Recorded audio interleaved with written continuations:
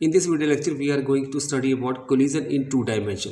जब कोई दो बॉडी आपस में कोलाइड करेगी और उनके बीच में जो कोलिजन होगा, अगर वो टू डायमेंशनल कोलिजन है तो उसके बारे में हम स्टडी करेंगे।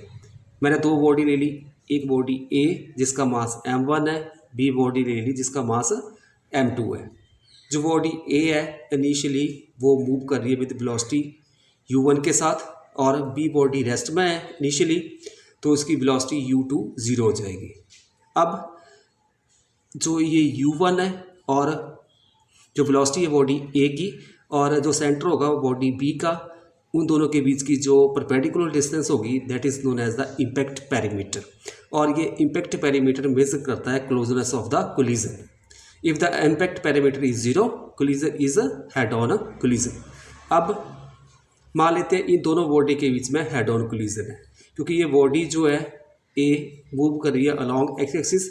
अब इन दोनों बॉडी के बीच में हेड ऑन कोलिजन हुआ, तो मान लो जो बॉडी ए है वो विद वेलोसिटी v1 के साथ इस डायरेक्शन में मूव कर गई, और जो बी बॉडी है वेलोसिटी v2 के साथ इस तरफ चली गई।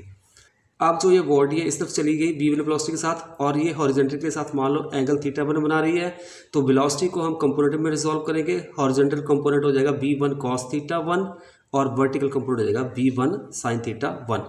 जब बॉडी बी इस तरफ चली गई वेलोसिटी v2 के साथ और हॉरिजॉन्टल के साथ मान लो एंगल θ2 बन रहा है, तो v2 को हम दो कंपोनेंट में रिजॉल्व कर देंगे। हॉरिजॉन्टल कंपोनेंट आ जाएगा v cos θ2, vertical component v2 sin θ2। Since in all types of collision linear momentum is conserved, सभी प्रकार के कोलिजन चाहे वो इलास्टिक है चाहे इनइलास्टिक है या परफेक्टली इनइलास्टिक है, लीनियर मोमेंटम जो है वो कंजर्व्ड होता है। अब law of conservation of linear momentum लगाएंगे हम अलॉन्ग एक्स एक्सिस।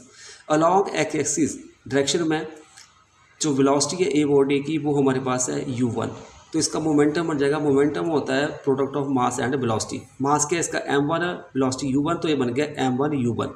वेलोसिटी जो है बॉडी बी की u2 ज़ीरो है, तो इसका मोमेंटम ज़ीरो हो गया, तो जो टोटल मोमेंटम हो गया बॉडी का बिफोर कोलिजन वो बन जाएगा m1 u1।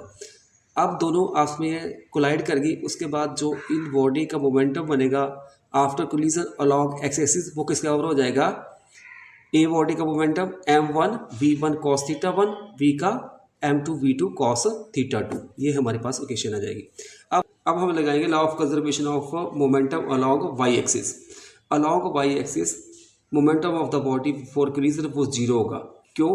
क्योंकि जो बॉडी जो है a along X axis move कर रही है, वाई एक्सिस में उसकी जो है वेलोसिटी ज़ीरो होगी और v तो रेस्ट में ही है, तो यह जाएगा। अब momentum of body after collision जब वो दोनों कोलाइड करेंगे अलॉन्ग वाई एक्सिस, बॉडी ए का जो मोमेंटम आ जाएगा वो हमारे पास आएगा m1 v1 sin θ1, और बॉडी बी का मोमेंटम डाउनवर्ड डायरेक्शन उसके अपवर्ड डायरेक्शन में है, तो यह जाएगा -m2 v2 sin θ2।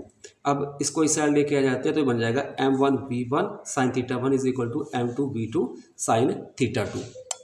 If collision is perfectly elastic then the kinetic energy is conserved. तो kinetic energy before collision is equal to kinetic energy after collision. तो kinetic energy before collision हो जाएगी half m1 u1 का square is equal to after collision हो जाएगी half m1 v1 का square plus half m2 v2 का square.